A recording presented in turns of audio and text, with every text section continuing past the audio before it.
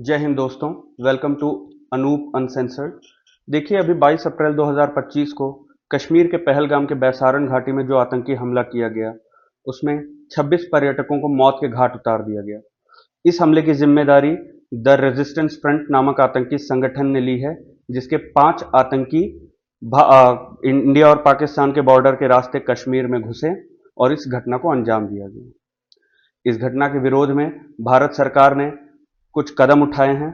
जैसे कि पहला, उन्होंने इंडस वाटर ट्रीटी 1960 को सस्पेंड कर दिया गया है। इस ट्रीटी के तहत इंडस, चेनाब और झेलम नदी का पानी जो पाकिस्तान में जाता था, अब उस पानी के किस प्रकार से भारत उसका इस्तेमाल कर सकता है या कितने अमाउंट में इस्तेमाल कर सकता है, उसको मानने के लिए भारत प्रतिबद्ध नहीं है। दूसरा, पाकिस्तान हाई कमीशन में रह रहे डिफेंस एडवाइजर्स को पर्सोना नॉन ग्राटा डिक्लेयर कर दिया गया है और उन्हें वापस पाकिस्तान जाने का आदेश दे दिया गया है। तीसरा, भारत ने वाघा बॉर्डर को क्लोज कर दिया है। चौथा, भारत में रह रहे विभिन्न वीजा नियमों के अंतर्गत जो पाकिस्तानी हैं उन्हें वापस पाकिस्तान जाने का आदेश दे दिया है। ये घटना अपने आप में एक यूनिक है। क्यों? क्योंकि इस घटना में जो आतंकी आए थे इस घटना को अंजाम देने के लिए, उनका मकसद केवल लोगों को मारना नहीं था, बल्कि वो इस देश की सरकार को और यहाँ के लोगों को एक तरीके से एक मैसेज देना चाह रहे थे। वो लोगों के बीच हिंदू और मुस्लिम की खाई को बढ़ाना चाह रहे थे। इसीलिए उन्होंने जो वहाँ लोगों पर्यटकों की भीड़ थी उनमें मुस्लिमों और गैर मुस्लिमों को अलग किया और गैर मुस्लिमों को गोली मार दी। पैंट उतरवा करके उनका धर्म चेक किया गया है और उन्हें कलमा पढ़ने के लिए कहा गया। जो ऐसा करने में नाकाम थे उन्हें गोली मार दी गई। अब यहां पर जो भी अभी मैंने आपको भारत सरकार के कदम बताए, उसके अलावा हमने कुछ और भी कड़े कदम उठाए हैं।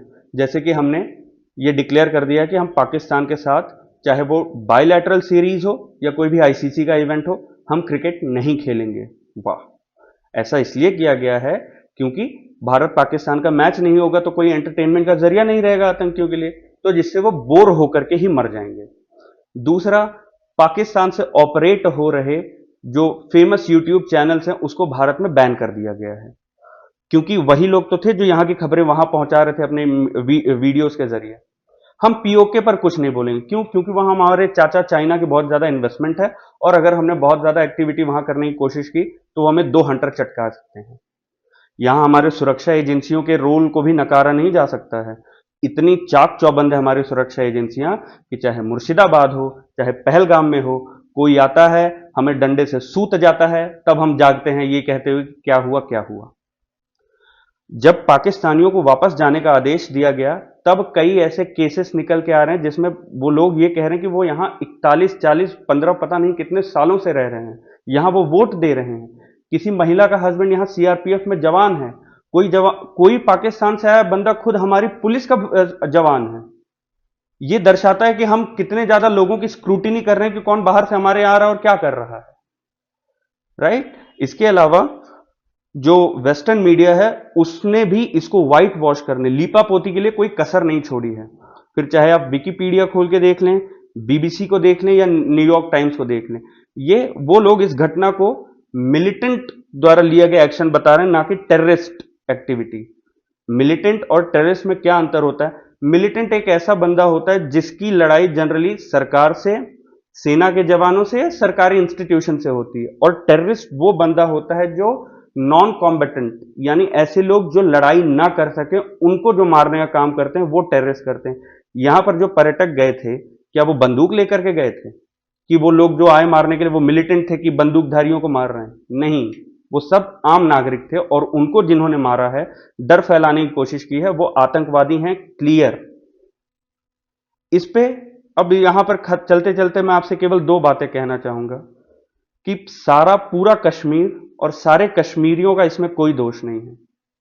सैयद आदिल हुसैन जैसे लोग भी उसी कश्मीर के निवासी हैं जिन्होंने इस घटना के वक्त आतंकी की बंदूक छीनकर लोगों को बचाने की कोशिश की और इस जद्दोजहद में अपनी जान गंवा दी।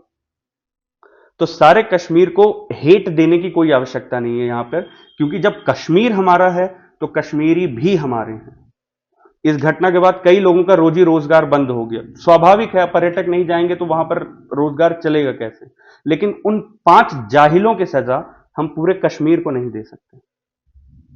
दूसरा कि हमें अपने जो जनप्रतिनिधि हैं उनसे सवाल करने चाहिए, अपनी सरकार से सवाल करना चाहिए हमें कि ऐसी घटना आपके इतने चाक चौबंद सुरक्षा व्यवस्था के तहत हो कैसे गई।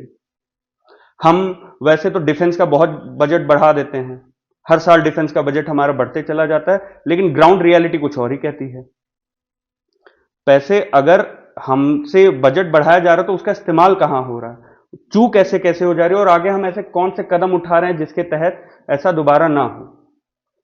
इसी के साथ मैं आपसे एक लास्ट बात और कहना चाहूंगा कि इस घटना में एक और एंगल निकल के आ रहा है कि चाइना पाकिस्तान के जरिए भारत को अनस्टेबल करने की कोशिश कर रहा है। क्यों? क्योंकि यूएस ने चाइना पर जो टैरिफ्स लगाए हुए हैं उसके तहत बहुत सी कंपनियां चाइना से निकलकर भारत की ओर आना चाह रही हैं।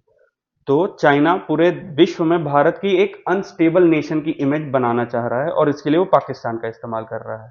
तो फिर मेरा एक सवाल है कि 2014 या 15 से हम मेक इन इंडिया का नारा सुन रहे हैं, जुमला कहा जाए तो कोई इसमें दो राय नहीं होगी।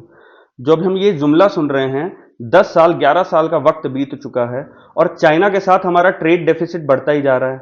हम सामान मंगा ज्यादा रहे हैं, भेज कम रहे हैं, बेच वहां पर जाकर के कम पा रहे हैं। तो जब ऐसी स्थिति है तो हम अपने देश की मैन्युफैक्चरिंग कैपेसिटी को बढ़ा क्यों नहीं पा रहे हैं? हाँ, क्यों हमें अभी भी चाइना का मुंह देखना पड़ता है कि वहां से व्यापार हो जाए? इसके बारे में हम कुछ नहीं कहते। पीओके वापस लेने के बारे में हम कुछ नहीं कहते, जहां जो कि आतंकी संगठनों का गढ़ है, उनके भतेरे ट्रेनिंग कैंप्स वहां भरे पड़े हैं, लेकिन हम उसके बारे में कुछ नहीं कहेंगे। इसी के साथ मैं आपसे बस इतनी विनती करूंगा कि विचार कीजिएगा अपना कोई भी बात कहने से पहले या कोई भी एक्शन लेने से पहले, और फिर सवाल कीजिए, और अगर नहीं कर पा रहे हैं तो जो सवाल कर रहे हैं उनका साथ दीजिए। जय हिंद।